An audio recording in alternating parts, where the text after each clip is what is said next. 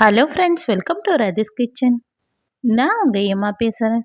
இன்றைக்கி நம்ம சேனலில் அரைச்சி வச்ச மசாலா கறி குழம்பு எப்படி செய்கிறது தான் பார்க்க போகிறோம். ஃப்ரெண்ட்ஸ், இது வரைக்கும் இது போல் கறி குழம்பு நீங்கள் செஞ்சுருப்பீங்களான்னு எனக்கு தெரியல. ஆனால் இதை நான் முதன் முறையாக ட்ரை பண்ண ரொம்ப டேஸ்டியாக இருந்தது.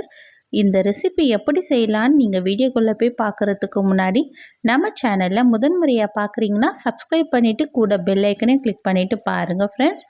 அப்போ தான் நான் போடுற வீடியோலாம் உங்களுக்கு நோட்டிஃபிகேஷனாக வரும். இப்போ வாங்க வீடியோக்குள்ளே போகலாம்.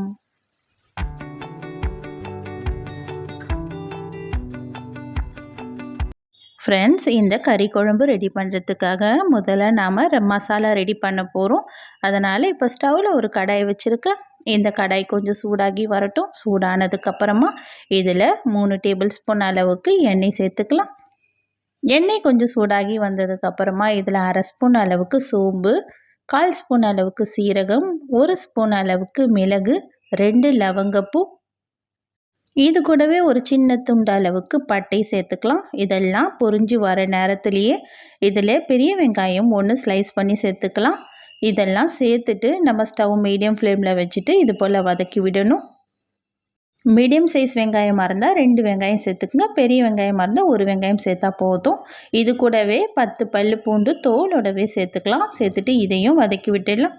இது கூட ஒரு கொத்து கருவேப்பிலை சேர்த்துக்கலாம். சேர்த்துட்டு இதையும் வதக்கி விட்டுடலாம். இது போல் ஒரு பொருளும் சேர்த்துட்டு அப்படியே வதக்கி விட்டுட்டே இருக்கணும். இது கூட நல்லா ஒரு பெரிய துண்டு அளவுக்கு இஞ்சி தோல் சீவிட்டு இதையும் ஸ்லைஸ் பண்ணி சேர்த்துக்கலாம். சேர்த்துட்டு இதை நல்லா வதக்கி விட்டுடலாம். இப்போ இது கூட 2 பச்சை மிளகாய் சேர்த்துக்கலாம்.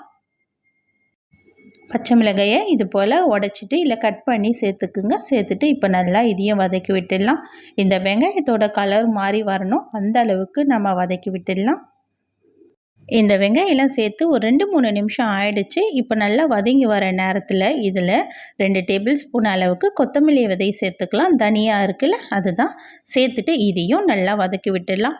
இப்போ இந்த மசாலாலாம் நம்ம வதக்கும் போதே நல்லா வாசனை வர ஆரம்பிக்கும். இது போல் நல்லா பொன்னிறமாக வர அளவுக்கு வதக்கணும். தீய விடாமல் பொறுமையாக நம்ம வதக்கி எடுக்கணும். இப்போ இது நல்லா ஓரளவுக்கு கலர்லாம் மாறி வந்துடுச்சு இந்த வெங்காயம். இந்த அளவுக்கு வந்ததுக்கப்புறமா இதில் 3 மீடியம் சைஸ் தக்காளி சேர்த்துக்கிறேன். சேர்த்துட்டு இதையும் நல்லா கலந்து விட்டுடலாம். இந்த தக்காளி நல்லா ஓரளவுக்கு பச்சை வாசனை போகிற அளவுக்கு வதக்கி விடணும். இதையும் நல்லா ஒரு 2-3 நிமிஷத்துக்கு வதக்கி விட்டுடலாம். இப்போ இந்த அளவுக்கு நல்லா வதங்கி வந்துடுச்சு. ஒரு 2-3 நிமிஷத்தில் தக்காளி இந்த அளவுக்கு வந்ததுக்கப்புறமா இதில் 2 தேங்காய் பதி எடுத்து சேர்த்துக்கலாம். இது போல் மிக்ஸி ஜாரில் ஒரு தடவை அரைச்சிட்டு அதுக்கப்புறமா சேர்த்துக்கலாம், இல்லைன்னா திருகிட்டு சேர்த்துக்குங்க. இப்போ நம்ம இதை போல் நல்லா கலந்து விட்டுடணும். இந்த தேங்காய் கலக்கும் போது நல்லா ஸ்டவ் லோ ஃப்ளேமில் வச்சுட்டு கலந்து விடணும். இது கூடவே 1/2 ஸ்பூன் அளவுக்கு கசகசா சேர்த்துடலாம். இது கூட 4-5 முந்திரி பருப்பும் சேர்த்துடலாம். இப்போ நம்ம ஸ்டவ் ஆஃப் பண்ணி விட்டுட்டு இதை நல்லா கலந்து விட்டுடலாம். இது நல்லா ஆறி வரணும். இது நல்லா ஆறி வந்ததுக்கப்புறமா இதை அப்படியே எடுத்து ஒரு மிக்ஸி ஜாரில் சேர்த்துக்கலாம். இதில் கொஞ்சமாக தண்ணி சேர்த்துட்டு நல்லா பேஸ்ட்டாக அரைச்சி எடுத்துப்போம். இப்போ நம்ம குழம்பு தாளிச்சிடலாம். அதே கடாயில் 2 ஸ்பூன் அளவுக்கு எண்ணெய் சேர்த்துக்கலாம். எண்ணெய் ரொம்ப அதிகமாக சேர்க்க தேவையில்லை, ஏன்னா இதில் சோம்பு தாளிக்கிறதுக்கு மட்டும் கொஞ்சமாக எண்ணெய் சேர்த்தா போதும். 1/2 ஸ்பூன் அளவுக்கு சோம்பு சேர்த்துட்டு இது கொஞ்சம் பொரிஞ்சு வந்தோடனே இதில் நான் 3/4 கிலோ சிக்கனை நான் நல்லா க்ளீன் பண்ணி வச்சுருக்கேன். அந்த சிக்கன் எடுத்து சேர்த்துக்கலாம். சேர்த்துட்டு இந்த குழம்புக்கு தேவையான அளவுக்கு உப்பு சேர்த்துட்டு நல்லா கலந்து விட்டுடலாம். இப்போ இது போல் நல்லா கலந்து விட்டுட்டு இப்போ ஒரு மூடி போட்டு மூடிடலாம். மூடி போட்டு ஒரு 2-3 நிமிஷம் கழித்து இதை நம்ம ஓப்பன் பண்ணி பார்க்கலாம். இந்த சிக்கன் நல்லா ஆவி பறக்க நல்லா ஈரப்பதம் வர ஆரம்பிச்சிடுச்சு. இந்த அளவுக்கு கலர் மாதிரி வந்துடுச்சுல சிக்கன். இந்த நேரம் 1/4 ஸ்பூன் அளவுக்கு மஞ்சள் தூள் சேர்த்துக்கலாம். இது கூடவே குழம்பு மிளகாய் தூள் 3 டேபிள் ஸ்பூன் அளவு சேர்த்துக்கிறேன். என்னுடைய காரத்துக்கு ஏற்ற அளவு நான் குழம்பு மிளகாய் தூள் சேர்த்துக்கிறேன். இது கூட 1/2 ஸ்பூன் அளவுக்கு தனி மிளகாய் தூளும் சேர்த்துக்கலாம். நான் ரெட் சில்லி பவுடர் தான் சேர்த்துட்டேன். இதெல்லாம் சேர்த்துட்டு இந்த சிக்கனோட ஈரப்பதத்திலேயே நல்லா கலந்து விட்டுடலாம். இது போல் நல்லா கலந்து விடணும். கலந்து விட்டதுக்கப்புறமா நம்ம மசாலா அரைச்சி ரெடி பண்ணி வச்சுருந்தால் அந்த பேஸ்ட் எடுத்து சேர்த்துக்கலாம். சேர்த்துட்டு இப்போ இதையும் நல்லா கலந்து விட்டுடலாம். இப்போ இது போல் நல்லா கலந்து விட்டதுக்கு அப்புறமா நம்ம மிக்ஸி ஜாரில் ஒரு அரை டம்ளர் அளவுக்கு மட்டும் தண்ணி சேர்த்துட்டு நல்லா அலசி இந்த தண்ணியும் சேர்த்துக்கலாம். சேர்த்துட்டு இப்போ இதையும் நல்லா கலந்து விட்டுடலாம். இந்த சிக்கனில் மசாலா எல்லா இடத்துலையும் நல்லா ஒட்டுற அளவுக்கு நம்ம கலந்து விட்டுடணும். கரண்டி இது போல் அடியில் விட்டு நல்லா கலந்து விட்டுடலாம். அப்போ தான் இந்த மசாலா எல்லாம் சிக்கனோடு சேர்ந்து நல்லா கலந்து வந்துடும்.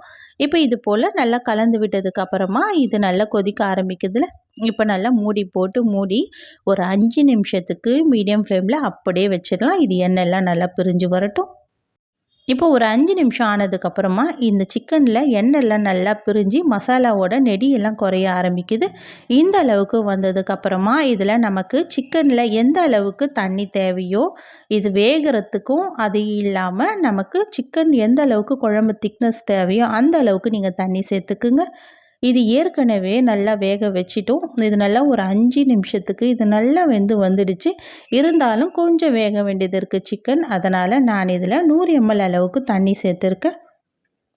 நான் இன்றைக்கி இட்லி தோசைக்கு தான் இந்த குழம்பு ரெடி பண்ணுறேன். அதனால் கொஞ்சம் திக்காகவே ரெடி பண்ணியிருக்கேன். உங்களுக்கு கொஞ்சம் தண்ணியாக வேணும் குழம்புன்னு நினச்சிங்கன்னா இதில் எக்ஸ்ட்ரா உங்களுக்கு எந்த அளவுக்கு தண்ணி தேவையோ அந்த அளவுக்கு தண்ணி சேர்த்துட்டு ஒரு மூடி போட்டு மூடிடலாம். இப்போ மூடிட்டு இதை ஒரு 5 நிமிஷத்துக்கு அப்படியே மீடியம் ஃப்ளேம்லேயே நல்லா கொதிக்க வைக்கலாம். நமக்கு எந்த அளவுக்கு திக்னஸ் தேவையோ குழம்பு அந்த அளவுக்கு திக்னஸ் வந்ததுக்கப்புறமா நம்ம ஸ்டவ் ஆஃப் பண்ணி விட்டுடலாம். இப்போ நல்லா குழம்பு கொதித்து வந்துடுச்சு ஒரு 5 நிமிஷத்தில். சிக்கனும் நல்லா சாஃப்டாக வெந்திருக்கு. அது இல்லாமல் இந்த குழம்பும் நல்லா கொதித்து வந்துடுச்சு. இந்த அளவுக்கு எனக்கு திக்னஸ்க்காக தான் நான் கொஞ்சமாக தண்ணி சேர்த்தேன். இப்போ இந்த அளவுக்கு வந்ததுக்கப்புறமா இதில் தாராளமாக கொத்தமல்லி இலைகள் சேர்த்துக்கலாம். சேர்த்துட்டு இப்போ நம்ம ஸ்டவ் ஆஃப் பண்ணி விட்டுடலாம். அவ்வளோதான், டேஸ்டியான அரைச்சி வச்ச சிக்கன் குழம்பு ரெடி ஆகிடுச்சு. சிக்கன் வாங்கினீங்கன்னா ஒரு முறை இப்படி செஞ்சு பாருங்கள் ஃப்ரெண்ட்ஸ். ரொம்ப டேஸ்டியாகவும் ஸ்பைசியாகவும் செய்யக்கூடிய இந்த சிக்கன் குழம்பு சாப்பாடுக்கு, இட்லி, தோசை, சப்பாத்திக்கு எல்லாத்துக்குமே ஒரு சூப்பரான மேட்சிங்காக இருக்கும். சிக்கன் வாங்கினீங்கன்னா ஒரு முறை கண்டிப்பாக ட்ரை பண்ணி பாருங்கள் ஃப்ரெண்ட்ஸ். ரொம்ப டேஸ்டியாக இருக்கும். ட்ரை பண்ணி பார்த்துட்டு எப்படி இருக்குன்னு எனக்கு மறக்காமல் கமெண்ட் பண்ணுங்கள். இந்த ரெசிபி உங்களுக்கு பிடிச்சிருந்தா இந்த வீடியோக்கு ஒரு லைக் பண்ணுங்கள். தேங்க்யூ.